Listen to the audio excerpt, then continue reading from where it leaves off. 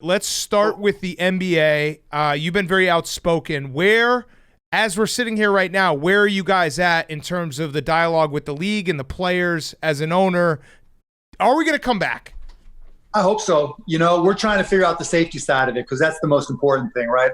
And so I think we've got some ideas, but testing is key. And, there's not enough testing for the frickin' White House, and it's just hard to get the right kind of tests and make sure they're accurate. And so that's the first step. But once we figure that out and the scientists tell us what to do, then I think we can, take that Hotel California approach where we get one big hotel, quarantine everybody in there, and then kind of like Big Brother, when you're eliminated, you leave. And then the last team standing in the hotel wins the championship.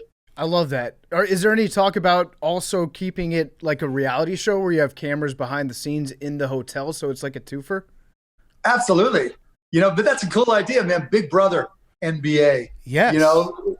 I can see that. So how does that work with testing? You have to test, every 24 hours or every 48 hours? What have you heard? Well, if we go Hotel California, once you go in, you never leave, right? And so you stay there until you're eliminated. And maybe you have family, whatever, but to get into the quarantine environment, and this is just the way I'm visualizing it. This is not what the league has told us specifically.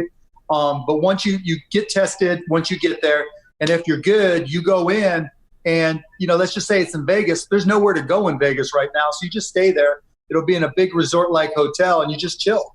And then you play your games. If you're eliminated in the regular season, you go home. If you're in the playoffs, you play until you're done.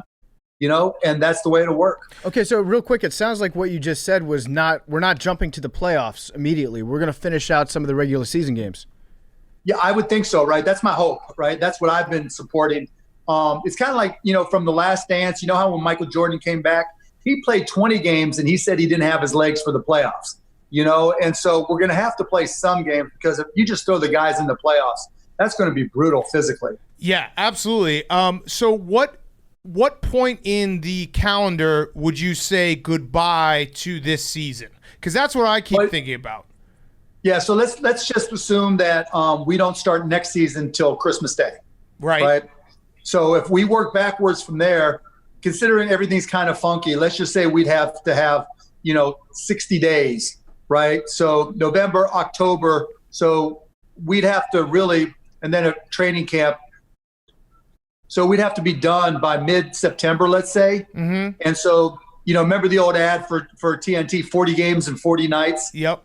So you'd need those 40 nights plus the finals. So, 3 months, so August, so if we start July, August, September, if we start sometime in July, we might be able to make it. Okay, so that's where I keep thinking of at what point in the calendar. Now, if the NBA comes back and, like you said, starts Christmas Day, do you think this is something that will be going forward? We can start Christmas Day because I've always thought that's when the NBA should start. People don't have the bandwidth to watch NBA first 5 games of the season when NFL football is going on. So, amen. Are you in I'm right for that? there with you. Okay. Oh yeah, I've been saying that for 15 years, and the reason I've been getting shot down is there's this thing called HUT, households using television, and during the summer that drops. Right, a lot fewer people are watching television because they can be outside.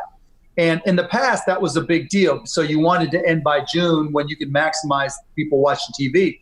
But as you guys know as well as anybody, TV's changed. TV's changed a lot. And so we're going to have a lot more options and a lot more flexibility to start later and end later. And I agree with you. Rather than taking on football, with our first early games, let's let them get close to playoffs and just go wholeheartedly starting Christmas Day. I'm interested in hearing your perspective on how to kind of renegotiate things once the league gets back going, because we're seeing it in baseball that the owners are saying, okay, we're not going to do the whole prorated thing. We're going to do a rev share essentially and put a soft cap in baseball. From the NBA perspective, obviously, if you guys come back, you're going to be one of the only games in town, so I would imagine that TV rights are going to go way up. Are you going to renegotiate TV rights, or are you going to talk to players and try to figure out a different split given the fact that you're not going to be making money off ticket sales? I mean, we have a collective bargaining agreement in place, so I'm guessing we stick to that, but I'm not on that committee. They keep me out of there because I raised too much hell last time I was on there. So, yeah, I mean, I don't know specifically, and I haven't heard anything about that. But, I'm guessing we'll stick with what we got, but who knows?